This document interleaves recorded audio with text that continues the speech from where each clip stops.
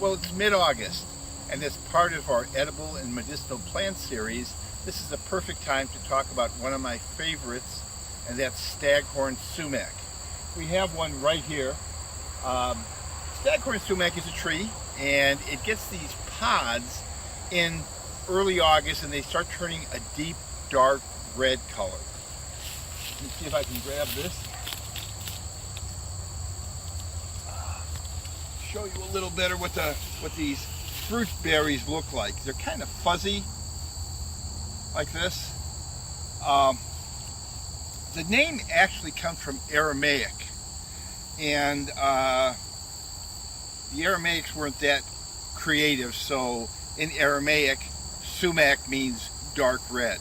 They probably named their dog Spot and their cat Fluffy, but that's okay. But it means dark red in Aramaic. So it's been used for quite a long time. In fact, the Emperor Nero of Rome, and he was around AD 30 to about AD 60, his physician made reference to using sumac, and he said it was used as a diuretic and for anti-flatulence. Well, that's more than I want to know about Emperor Nero. But the anti-diuretic, we always hear that term diuretic. And for those of us that aren't that familiar with the medical terms, all it means is it gets sodium and water out of your blood system. That's going to make less water and fluid in your body, in your blood system, and that's actually going to lower your blood pressure. So whenever you hear a diuretic, it's just going to be getting the sodium and water out of your system and lowering your blood pressure. So this will actually do that. Now, the two things I really like this, the one thing I love this for is for lemonade. All you do, and we have a recipe that we're going to give you a link and put it in this little video, is you take these pods, and one large pod like this will do about 2 cups of water, and you can scale it however you want. What you would do is you'd break this pod off, and you take these berries. Now, they call them berries. They're kind of like fuzzy fruit to me. But you break them off, you put them in a cup, and one pod like this should do about 2 cups of water. And you just have to use cold water. And just leave them sit in the water, leave them steep in the cold water, anywhere from a half hour to an hour. If you want your lemonade a lot stronger, you can even do it overnight. You can do it to taste. And it's going to give you a very thirst-quenching lemonade. You can sweeten it with honey, agave, whatever you'd like. You don't even need to. In fact, just by handling this, if you lick your hands, you'll find it's pretty tart. So that's the best thing I like to do with this. But if you're a cook, you can take it one step further. You can take these pods, knock these little berries or little flowers, fuzzy things off, dry them, then crush them down real good, and you're going to have a spice. Now with the spice, you can do a number of things with it. One thing, you can use it as a meat rub. Another thing you can use it for, if you're going to be making beef jerky or making a marinade, you can put some of this in. It's going to give it, again, that lemony taste. You can use it kind of like lemon. Before you serve a dish, I know a lot of people like to put lemon on their fish.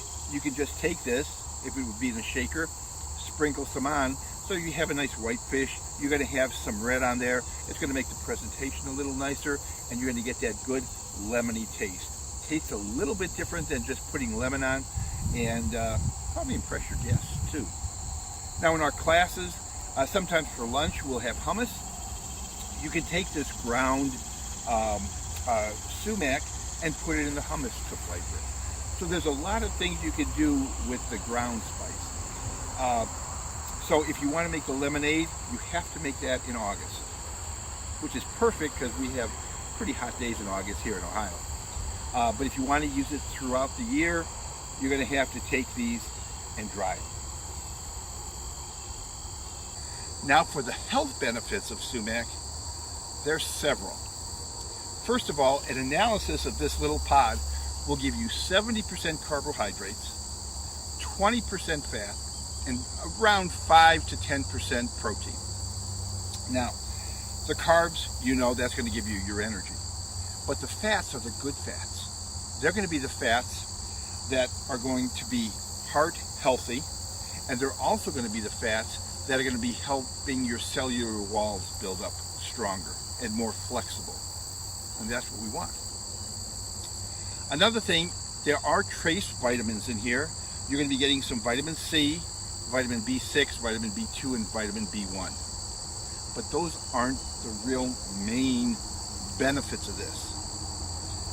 There's antioxidants in here, and the antioxidants were pretty significant in the studies that they've done with the sumac. But the real claim to fame are the last two. One is for people with type 2 diabetes. It actually stabilizes blood sugar.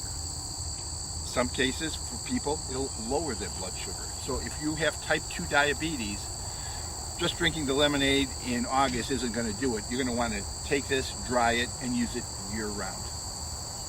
Studies have reported that people have been off insulin after using sumac for a period of time. Another thing, as you get older, your joints might start hurting, a little bit of arthritis and things. You make a tea out of this, it helps relieve joint pain. So it's not a cure-all, but it has an awful lot of benefits. So in August, the lemonade is wonderful. You have to try that. But throughout the year, culinarily, grind it up, use it as a lemon substitute, marinades, meat rubs, put it in your hummus, make a tea out of it, your joints will feel better. You have type 2 diabetes, it'll help that out, and just in general, it's going to help out your heart. So, the sumac is a great plant. A question that I always get whenever I talk about staghorn sumac is, you mentioned the word sumac. Isn't there a poison sumac out there? And yes, there is. The good thing is, poison sumac looks nothing like staghorn sumac. Now you saw this, it almost looks like a tree. It has a cluster of the crimson colored pods hanging down. Poison sumac grows in a different environment. It's more in a boggy, swampy area. The poison sumac looks almost like a small bush, but the greatest difference between the two are the berries. You saw these are red and crimson in color. The poison sumac has white berries on it. They're in small clusters of white berries, and there's no mistaking them between these crimson red colors.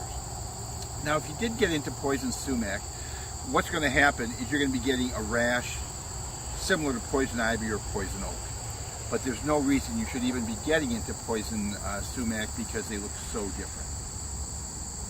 So now that you know the difference, just look for those crimson pods, collect them for lemonade in August, and collect a few more so you can dehydrate them or dry them in your oven or dry them in your attic and make a spice out of them so you can enjoy them all year long. If you want to learn more about edible and medicinal plants, you might want to take some of our edible and medicinal plant classes. We offer 3 a year in the spring, summer, and fall, which we recommend you take the full series for the simple reason that the plants change, and the plants that are blooming in the spring aren't blooming in the fall and vice versa. So, thank you for joining us, and I hope to see you at a class.